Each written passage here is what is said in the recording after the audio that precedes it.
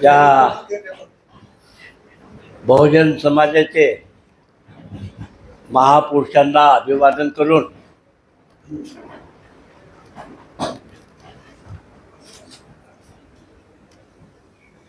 मातंग आंबेडकरी विचारांचा जी परिषद आहे त्याचे उद्घाटक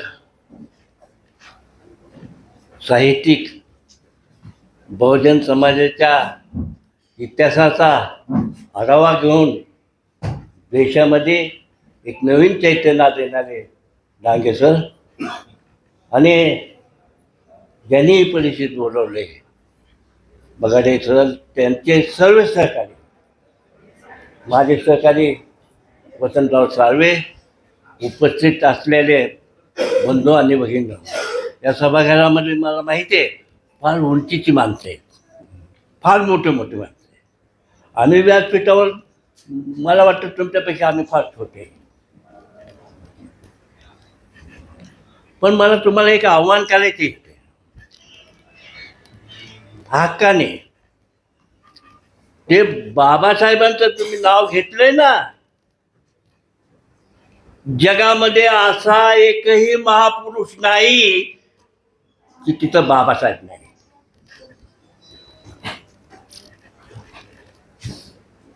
जेवढ्या भारतामध्ये भाषा आहे बोली आहे तेवढ्या भाषेमध्ये परमपूज्य बाबासाहेब आंबेडकर आहेत.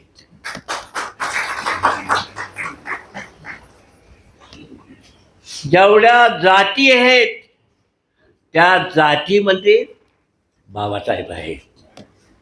जेव्हा तुम्ही सर्वे करता ना मग लक्षात येईल. आणि या देशामध्ये जेवढं साहित्य आहे महापुरुषामध्ये त्याचं एक नंबरचं साहित्य बाबासाहेब आंबेडकर आहे. बाबासाहेब आंबेडकर आहे. काव्य ज्या भाषेमध्ये त्यांचे काव्य बाबासाहेब आहेत. बाबासाहेब कमी नाही हो. महाराष्ट्रातल्या मागा महाराजांनी घेतलं म्हणून काय नाही. एवढा उंचीचा महापुरुष आहे. अहो संधी आल्याबरोबर तुमची गुलामी त्यांनी एका झटकेमध्ये दिले आणि या भारताच्या संविधानामध्ये सन्मानाने तुम्हाला अस्पृश्यांना ताट मानाने उभा करण्याच्या दृष्टिकोनातून. अरे हे काय साधं आहे. आज 30 कोटी देव नव्हे कुठं देवाचा बाप बी आला तरी गुलामी सुटली नसते आपली. पण बाबासाहेबांनी तेवढं भोगले, जेवढे चटके खाल्ल्यात ते अनुभव घेऊन या देशातल्या संबंध अस्पृश्यांचा उद्धार नव्हे तर बहुजन समाजाचा उद्धार करत आहेत. ते निघता अस्पृश्य दलिताचा नेता दलिता, अरे अस्पृश्याचा नेता नाही या देशातला बहुजन समाजाचा नेता आहे तो. काय आता काही गोष्टी मी तुम्हाला सांगणार आहे. आम्ही ते भोगले ना, तुम्हाला सहज भेटलेलं आहे. कारण वाचक होता तुम्ही, शिक्षण होतं. आमच्या काळात काय सांगायचं, शिक्षण 4थी 5वी पर्यंत झालेलं. तो बाबासाहेब समजायचं. अरे चांगला ग्रॅज्युएटला माणसाला बाबासाहेब समजू शकले नाही. एवढं मोठी उंचीचं तो महापुरुष एवढा सारखा नाही. पण एक तुम्हाला मातंग जातीच्या आंबेडकरी चळवळीला माझी विनंती आहे, बाबासाहेबाचं अपुरं स्वप्न राहिलं ते पूर्ण करण्यासाठी आपण प्रयत्न करायला पाहिजे. पहा ना, बाबासाहेबांची 26 जयंती करतील हो जगात, पण माझ्या रमाईची कोण करणार. तर तुम्हाला माझी विनंती आहे, एवढ्या ताटाने रमाईची जयंती तुम्ही करा, का रमाईची जयंती हे प्रबोधनाचे काम आहे. अरे तिने त्याग केला म्हणून बाबासाहेब उभा राहिले, त्याग केला म्हणून बाबासाहेब उभा राहिले.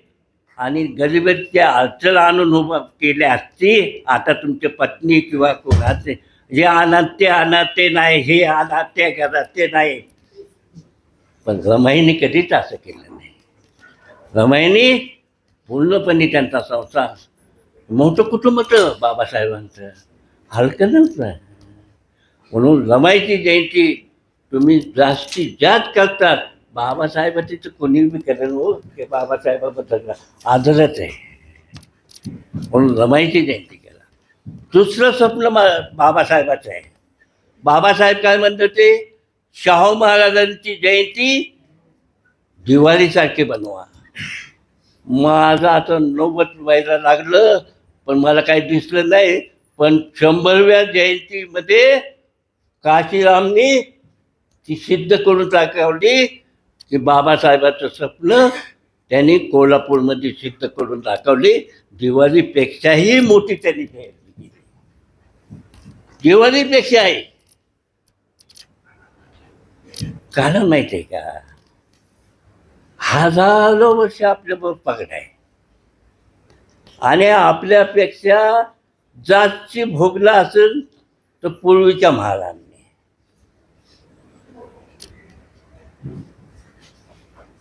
अहो मग जेवढं भोगलंय ना, जेवढं ऊन खाल्ले तेवढं सावली बघणार ना ते.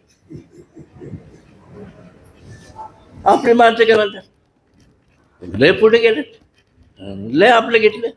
अरे घेतलेलं आहे बाबासाहेबांनी, सर्वांना दिलंय. जेवढं जेवढं तुम्हाला पचलं तेवढं तेवढं तुम्ही घ्या, जेवढं त्यांना पचलंय. कारण जास्ती दुःख तांबालापेक्षा, मागापेक्षा जास्ती दुःख महाराजांनी भोगलेलं आहे. कमी नाही भोगले. तुम्हाला एक एक तिसरी सांगितले ना, म्हणून समजा महासमाजाने खूप. अहो बाबासाहेब एवढे शिकले सवरलेले असताना बरोट्यामध्ये फाईल फेकून लागले. अरे किती सहन करायची या देशात, किती सहन. पण बाबासाहेबांनी संविधान, माझी विनंती आहे आता मातंग जातीला की संविधान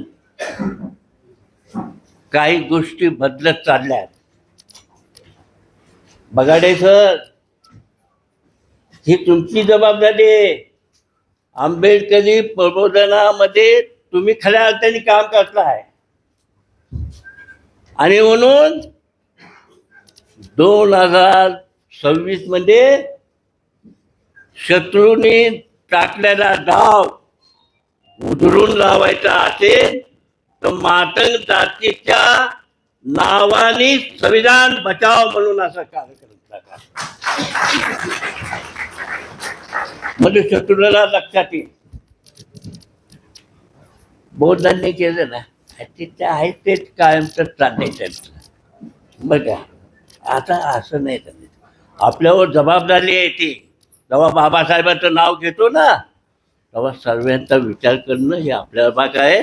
संविधान का वाचवा, तर संविधानामध्ये दिलेले अधिकार सर्वांसाठी आहेत. म्हणून संविधान आपल्याला वाचवण्याच्या दृष्टिकोनातून प्रयत्न करायला पाहिजे. या 15 वर्षामध्ये 50 वर्षामध्ये आम्हाला चटके बसत होते, पण एवढे नव्हते बसत.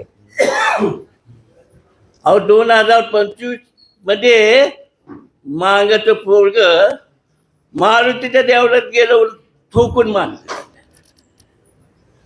ठोकून. अरे काय धर्म तुमचा, देव तुमचा वाटतोय त्याच्या याने. हा, आणि आता तर काय चाललंय, हिंदू हिंदू. आणि या हिंदूंनी तर आमचं वाटून केलं या जातीने. का मला सांगा, कितीतरी जाती हिंदूमध्ये आहेत. बेटी व्यवस्था झाला, लोटी व्यवस्था होतोय का हिंदूमध्ये? लुटी व्यवहार किती जाती आहेत त्याच्यात.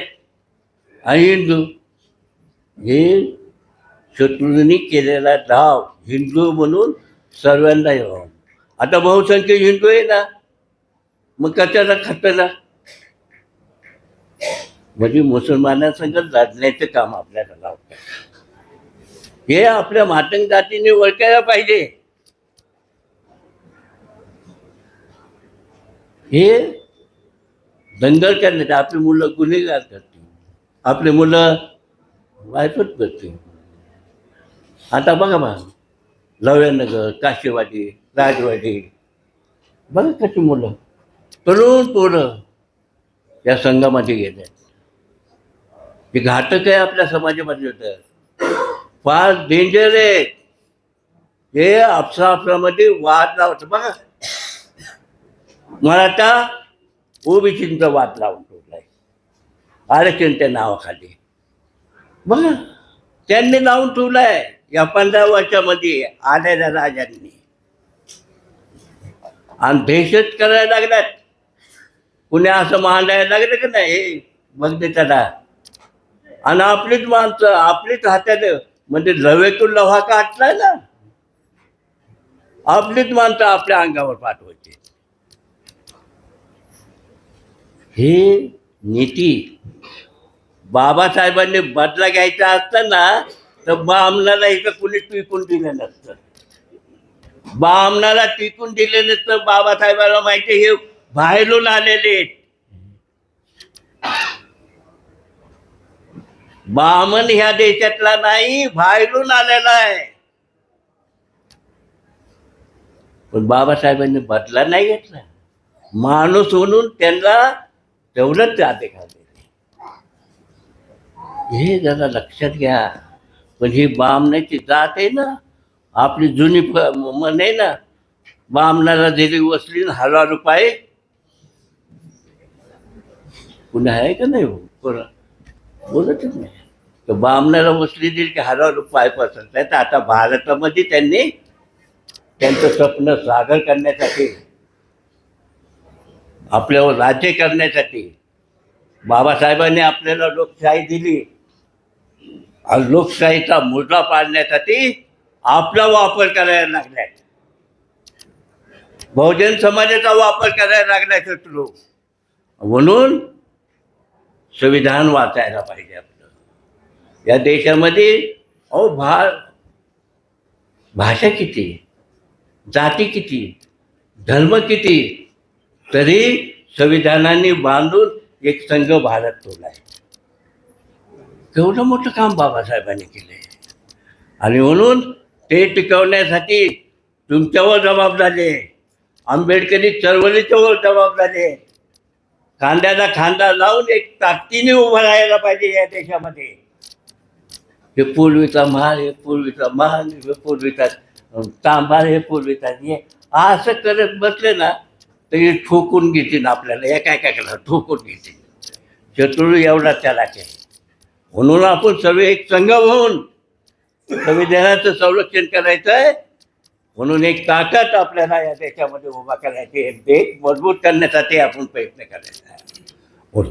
म्हणून बाबासाहेबांचं राहिलेलं स्वप्न आपण पूर्ण करण्यासाठी प्रयत्न करा. जयंती काय करायची, तिथल्या महापुरुषांची एखादा प्रश्न सुटला नसेल तर आपण त्या जयंतीनिमित्त एखादा कार्यक्रम घेऊन तो पूर्ण करण्याच्या दृष्टिकोनातून प्रयत्न करतात अशी आशा आहे मला. कारण तुम्ही जात म्हणून बाबासाहेबांचा धर्म महापुरुष स्वीकारला नाही. तुम्ही विचार म्हणून महापुरुषाकडे स्वीकारला नाही. आणि म्हणून तुमच्यावर जास्ती जबाबदारी येते. कारण जे विचाराने स्वीकारलेले मानतात त्याच्यावर जास्ती जबाबदारी असते. बघा म्हणून महापुरुषांची स्वप्न सागर करण्यासाठी तुम्ही लोक सगळे. आणि या नवीन वर्षामध्ये आंबेडकरी चळवळीचं एक तसा छत्रपती शिवाजी महाराजांनी सोन्याचा नांगर पुण्यामध्ये साकारला, तसा महाराष्ट्रामध्ये संविधानाचा एक मोठं फुल्यांचं आणि शाहूंचं बाबासाहेबांचं स्वप्न साकार करण्यासाठी आता लौकिकच्या बद्दल मी बरेच ते आता काय बोलायचं आता. अरे मान्य आहे, पण त्याला विचाराने स्वीकारलं ना. तसं तुम्ही बाबासाहेबांना विचाराने स्वीकारलं ना, तसं लहुजींना विचाराने स्वीकारा. लहुजींनी काय केलं असेल ना, तर पहिलं शिक्षणाचं काम केलंय. छटपटा घेऊन कुठं जात आता काय छटपटाचे दिवस आहेत का? पण तुम्हाला बोलावलंय शत्रूंनी. बघा बघा, भारतामध्ये पहिला पुतळा या संघाने RSS वाल्यांनी पिंपरी चिंचवडला लहुजींचा पुतळा बसवला. पहिला महागाच्या अगोदरच त्यांनी पाहिलं ते चित्र की बाबा याच्याचं साधन नाही जाती साहित्यामध्ये त्याचं कुठं इतिहास सापडला ना, म्हणून ह्यो ज्या जातीला वापरण्यासाठी लहुजी घेतला त्यांनी. आणि ते लहुजीच्या दृष्टिकोनातून व्यक्त आता तरुण पोरं बोलायला लागल्यात, हे लहुजी बोलो, जय लहुजी बोलो. अरे पहिले त्याचा विचार स्वीकार बाळ आणि मग लहुजी बोल. जसं आम्ही बाबासाहेब स्वीकारलं तेवढ्याच ताकदीने जय भीम म्हणतो आम्ही, तेवढ्याच ताकदीने. का? त्यांच्या विचाराने जय भीम आम्ही बोलणारी मागतोय. तसं लहुजी जय लहुजी म्हणून नाही चालत, त्याचा विचार स्वीकारा, शिक्षण घ्या आणि आपल्या मुलीबाळांना शिक्षण द्या. पहिल्यांदा लहुजींनी काय केलं तर त्यांच्या भावाची मुलगी सावित्रीबाईंच्या शाळेत नेऊन शिक्षण दिलं आणि त्या शिक्षणाच्या जीवावर तिने एक निबंध लिहिला. शिक्षण एवढं मोठं आहे, म्हणून लहुजीला समजून घ्यायचं असेल, फकीराला समजून घ्यायचं असेल तर तुम्ही विचाराने स्वीकारा आणि मग त्या दृष्टीने तुमची बरोबर होईल. बाबासाहेबांनी ज्यांनी स्वीकारलं ते पुढं गेले. मी अख्खा भारत फिरलोय बाबासाहेबाच्या नावावर, काशीराम संघ, अख्खा भारत सर्व माहिती आहे. बघा, महाराष्ट्रींपेक्षा उत्तर भारतातले खरे बुद्धिस्ट कडवे उत्तर भारतातले. आणि काय म्हणजे बाबासाहेबांनी बोध नेला, पण खऱ्या अर्थाने मातंग जातीला ते बौद्ध समजायला पाहिजे होतं. पण या जानव्यावाल्यांनी, या शेंडीवाल्यांनी, या बामण्यांनी तुमच्या डोक्यात दुसरं भरलं. खऱ्या अर्थाने आम्ही पूर्वीचे बौद्ध आहे, पूर्वीचे बौद्ध आहे आम्ही. आमचा बौद्धांचा विचार जगामध्ये नेण्याचं काम पूर्वीच्या मागच्या समाजाने केलेलं आहे. आणि म्हणून बुद्ध कोणीतरी बोलते की बाबा हे काय बोलतोय, मागाचं यायचं काय? अरे मागाचं बाबासाहेबांचं. अरे तुम्ही बाहेर राहताय ना, हे नेते यांचे ते म्हणतात का हिंदुस्थानातून आले किंवा याच्यातून नाही, बुद्धातून आलो. बघा ऐका त्यांचं काय जातात. आणि इथं काय सांगतात, आम्ही हिंदू आहे, आम्ही हिंदू आहे. आणि बाहेर काय सांगतात, कुठून आलो, बुद्धापासून आलो. हे शत्रूचा डाव उधळून लावायचा असेल तर भारताचं संविधान आपण मजबूत ठेवलं, एक संघ ठेवलं, एका ताकदीने ठेवलं तर उद्याचं भविष्य होतं या देशामध्ये भाग्य होईल. आणि तुमचं माझं बी भाग्य उतरत येईल अशी आशा करतो. आणि ही परिषद बऱ्याच दिवस चाललं होतं आमचं आंबेडकरी चळवळी मातीन समाजाची परिषद घ्यावा. पण बघा रे सर, तुम्ही फार मोठं काम केलं. कारण महाराष्ट्रामध्ये चाललेलं हे धुवा हे मोडून काढण्याच्या दृष्टीने आपण खांद्याला खांदा लावून सर्व फुले आंबेडकर शाहूंच्या अनुयायांच्या संघ कष्टीने उभं राहून या देशामध्ये एक परिवर्तनाची चळवळ उभा करू अशा आशा व्यक्त करून मला संयोजकांनी बोलायला संधी दिल्याबद्दल त्यांचं मनपूर्वक आभारी. जय भीम, जय भारत.